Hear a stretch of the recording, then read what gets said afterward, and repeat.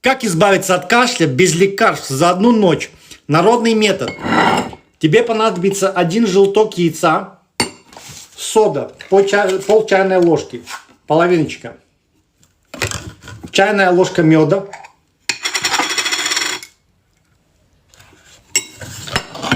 и немножко молока теплого, комнатной температуры. Примерно вот так. Размешиваем хорошенько все это дело. И выпиваем залпом на ночь. Попробуй, удивишься.